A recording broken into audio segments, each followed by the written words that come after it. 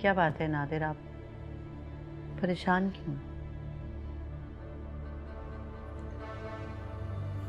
आज रहमत ने पार्टनरशिप तो खैर नहीं तोड़ी, लेकिन दबे अल्फाज में ये कहा गया है कि हम गलत हैं जो सिर्फ रिजवान को कसूरवार समझें,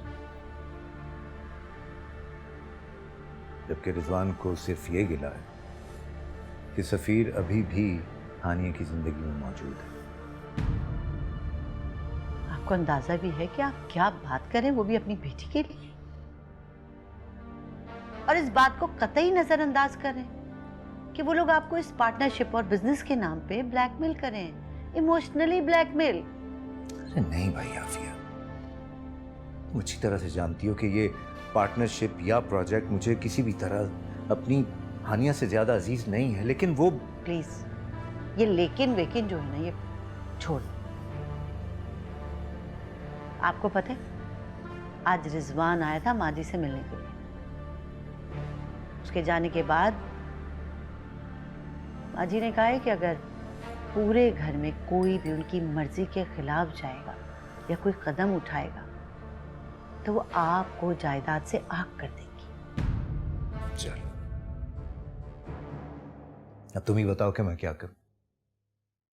एक तरफ तो माँ जी इस फैसले से नाराज हो रही है, उधर रहमत मुझे अलग ब्लैकमेल कर रहा है। मैं तो सख्त मुश्किल में फंस गया हूं। तो क्या चाहते हैं आप कि अपनी बेइज्जती इग्नोर कर दे हानिया और हम उसकी शादी उस रिजवान से कर दें? शादी तो खैर उसकी हो ही चुकी है, अब तो सिर्फ रुखसती बाकी। खुदा के वास्ते नादिर, आप तो ऐसी बातें ना करें। आप ना रहमत भाई और माँ जी के प्रेशर में आके ये सब बातें कर रहे हैं और अपनी बेटी की खुशियों को बिल्कुल इग्नोर कर रहे हैं।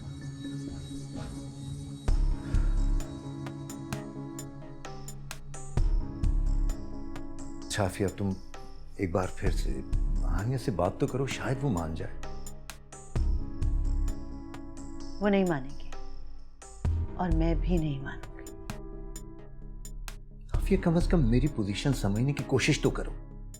सिर्फ हानिया की मां बनकर नहीं बल्कि मेरी बीवी बनकर भी सोचो।